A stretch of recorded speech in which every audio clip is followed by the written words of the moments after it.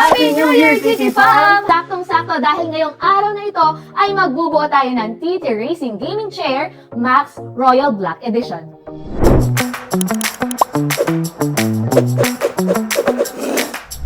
Siguraduhin kumpleto ang mga sumusunod.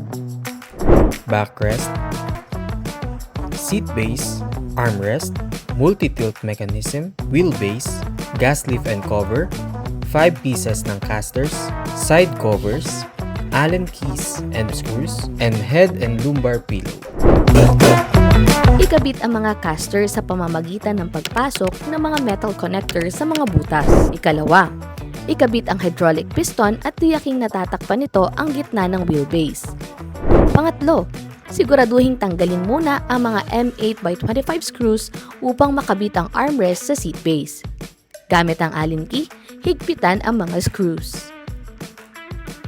Pang-apat, gamit ang mga M8x25 screws, ikabit ang multi-tilt mechanism sa seat base. Tandaan, dapat nakaharap ang tilt pressure adjuster sa unahang parte ng seat base. Ikalima, ipasok ang dulo ng hydraulic piston sa socket ng mechanism. Pang-anim, tanggalin muna ang mga screws sa magkabilang dulo. Itapat at ihanay ang backrest sa seat base. Tandaan, huwag galawin o i-adjust ang recline lever hanggat hindi pa maayos na nakakabit ang sandalan. Pampito, gamit ang M8x25, ipasok muna ang mga tornilyo sa bawat butas bago higpitan ang mga ito. Tandaan, ang M8x25 screws ay gagamitin lamang sa itaas at ibabang butas. Pangwalo, idiin ang mga side cover sa sandalan at ihanay ang mga ito sa butas ng tornilyo. Tignang maigi ang palatandaan kung saang bahagi ikakabit ang side covers. Pagkatapos ay gamitan ito ng M5x10 screws. Ang M5x10 screws ay ilalagay lamang sa gitnang bahagi ng butas. Pangsyam, finishing touch, ilagay ang headrest at lumbar pillow.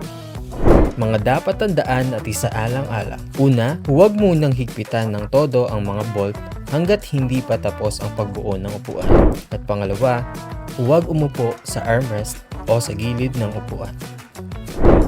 At para mapanatili ang magandang kalidad ng inyong mga gaming chair, Titi Fam, i-click lamang ang link na inyong nakikita upang kayo ay magabayan sa tamang paraan ng paglilinis nito. At yun lamang para sa ating Turo-Turo Thursday. Muli, ako si Titi Jerome. At ako naman si Titi Aya at parte kami ng Titi Gang.